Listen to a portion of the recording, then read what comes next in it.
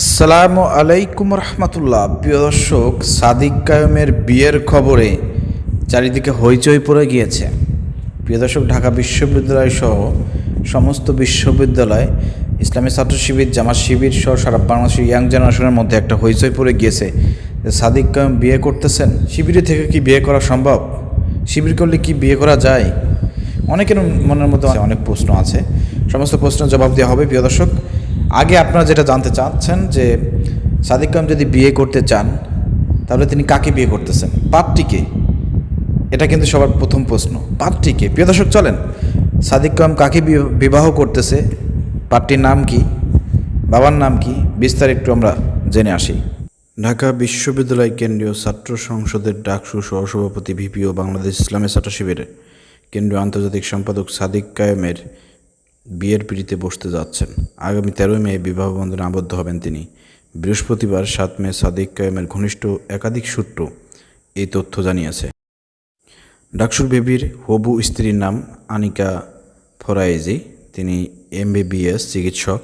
তার বাড়ি কুমিল্লার 14 গ্রাম উপজেলায়। বাবা রিয়ালেন্স গ্রুপের ভাইস চেয়ারম্যান এবং প্রবাসী বাংলা প্রপার্টাইজ লিমিটেডের চেয়ারম্যান। এছাড়া তিনি বেশ কিছু প্রতিষ্ঠানের গুরুত্বপূর্ণ দায়িত্বে রয়েছেন। জানা গেছে, ডাকসুর নেতা এবং ঢাকা বিশ্ববিদ্যালয়ের শিক্ষার্থীদের উপস্থিতিতে আকদের অনুষ্ঠান ঢাকা বিশ্ববিদ্যালয়ের সেন্ট্রাল মসজিদে অনুষ্ঠিত হবে। এরপর রাজধানীর একটি কনভেনশন সেন্টারে মূল অনুষ্ঠান হওয়ার কথা রয়েছে। ডাকসুর ভিপির বিয়ের খবর সামাজিক যোগাযোগ মাধ্যমে শেয়ার করেছেন ডাকসুর নেতা এবং ঢাকা বিশ্ববিদ্যালয়ের শিক্ষার্থীরা। বিশেষ করে ডাকসুর নেতা মাঝহারুল ইসলামের তৈরি করা একটি বিয়ের কার্ডের ছবি ফেসবুকে ছড়িয়ে পড়ার পর বিষয়টি আরও আলোচনায় আসে। প্রিয় দর্শক, আপনারা বিস্তারিত শুনলেন। প্রিয় দর্শক, এখন বিয়ে একটা মানুষের জীবনে বাস্তবতা, বিয়ে করতে হবে। যেহেতু সাদিক কায়েমকে বাংলাদেশ জামাত ইসলামী ঢাকা মহানগর দক্ষিণ সিটির প্রিয় দর্শক মেয়র প্রার্থী করতেছেন এবং শিবির অলরেডি কিন্তু জানিয়ে দিয়েছে যে শিবিরে থাকাকালীন কিন্তু করা যায় না, কোনো দলের নির্বাচন করতে পারবে না। প্রিয় দর্শক, এরই মাঝে যখন বিয়ের খবরটা এসেছে, প্রিয় দর্শক, চারিদিকে হইচই পড়ে গিয়েছে। আর বিয়েটা প্রিয় দর্শক আপনারা জেনেছেন, এটা ঢাকা বিশ্ববিদ্যালয়ের যে সেন্ট্রাল যে মসজিদ রয়েছে প্রিয় দর্শক, সেই মসজিদেই হবে। তাহলে তো ডাকসুর ভিপি হিসেবে, ডাকসুর ভিপি থাকাকালীন বিয়েটা কিন্তু একটা অন্যরকম ভাব প্রিয় দর্শক।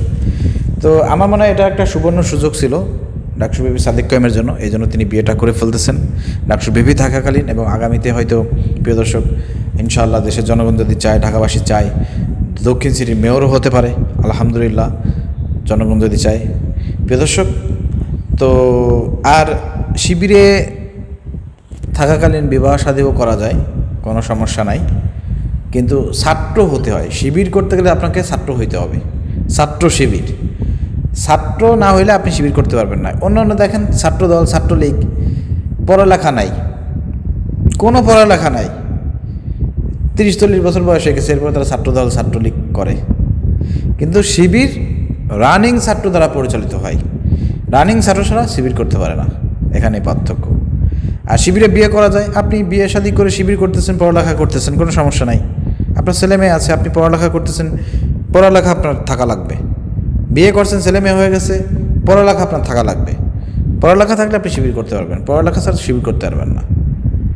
অতএব আশা করি বুঝতে পেরেছেন। তো সাদিক কায়েম পড়ালেখা করতেছেন, বিয়ে শাদী করবেন, কোনো সমস্যা নাই, কিন্তু নির্বাচনে দাঁড়াতে গেলে পরে শিবির থেকে ছুটি নিয়ে তারপরে তাকে, শিবির থেকে পদত্যাগ করে ছুটি নিয়ে তারপরে তাকে জামাতের প্রার্থী হতে হবে। আশা করি বুঝতে পেরেছেন। ধন্যবাদ। আসসালামু আলাইকুম রহমতুল্লাহ।